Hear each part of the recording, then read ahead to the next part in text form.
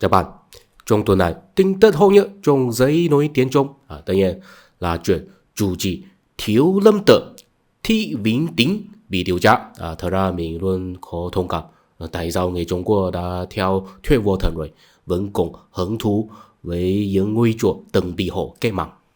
Thật ra mấy năm trước, Thị Vĩnh Tính đã bị tề tờ cáo buộc có công khoan tham ô tiền công quỹ, quan hệ không chính đáng với nữ tín đồ. Sau đó cũng có công an điều tra mà kết luận là những cáo buộc đó sai sự thật. Nhưng bất ngờ là mấy năm sau ông lại bị điều tra, và mình thấy lần này ông khó tránh được kiếp nạn vì giấy xuất gia của ông đã bị thu hồi rồi.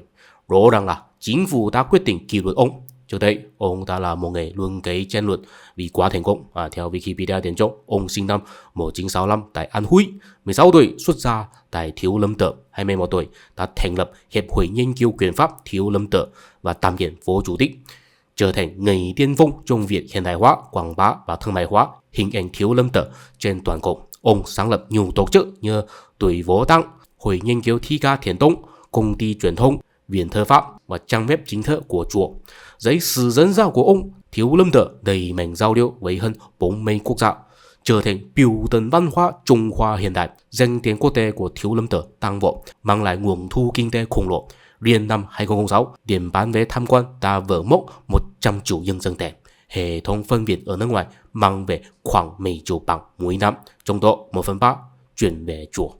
Sự thành công của Thiếu Lâm Tự tất nhiên một phần là nhờ tài năng kinh doanh của Thị Vĩnh Tính, nhưng phần lớn là nhờ chính danh hiệu của Thiếu Lâm Tự. Vốn được biết đến như là xuất xứ của Bố Thuật Thiên Hạ dưới ngôi bút tai họa của Kim Dung. Điều này trong một phần về mặt lịch sử. Từ thời nhà Tuổi tới nhà Minh, Thiếu Lâm Tự nhiều lần tăng binh giúp triều đình dẹp loạn, nhưng lại không đúng lắm với thực tế hiện đại. Vì trong suốt thế kỷ 20, Thiếu Lâm Tự nhiều lần bị tàn phá nghiêm trọng bởi chiến tranh và chính biến. Năm 1928, quân của Phùng Ngộ Tầng đột phá gần như toàn bộ chùa, giết hay hàng trăm tăng nhân. Đến tại cái mặt văn hóa, Hồng Vệ Binh lại tiếp tục tập phá từng Phật, chiếm đất chùa, buộc sư hoàn tụ, khiến Thiếu Lâm Tự chỉ còn lại vài lão tăng sống dưới hoang tàn. Đối với mình, Thiếu Lâm Tự hoàn toàn được hồi sinh là nhờ vào văn hóa giải trí kiếm hiệp. Mình thật sự không thấy có gì thiên liêng cả. Vì vậy, mình cũng không thấy ngạc nhiên khi chủ trì của họ có cuộc sống không đàng hoàng. Điều đang thắc mắc là tại sao tin đồn bất lợi về ông đã lan truyền mấy năm mà đến bây giờ ông mới bị xử lý. Theo ý kiến cá nhân mình, vì chính phủ Trung Quốc thiếu tiền rồi nên phải thu hồi những công gà đẻ trứng vàng. Bây giờ Trung Quốc có chi phí rất lớn, phải tài chính cũng phải mua chỗ Đài Loan.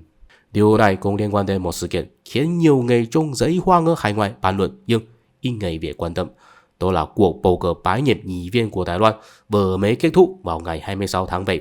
Kết quả là 24 nghị viên thân Trung Quốc không ai bị bãi nhiệm. Về thân Trung Quốc, Đài Loan cho rằng nguyên nhân là vì người dân Đài Loan đã mệt mỏi với sự cha rẽ xã hội. Còn phe chống Trung Quốc thì nói là do công tác địch hậu của Trung Quốc đã huy động tài nguyên đánh mất đối đá. Sau khi tổng hợp các loại phân tích, mình xin chia sẻ với các bạn.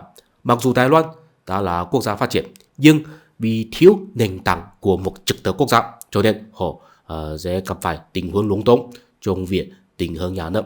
Mình xin nhắc lại bối cảnh và thủ tục của cuộc bãi nhiệm ở Đài Loan.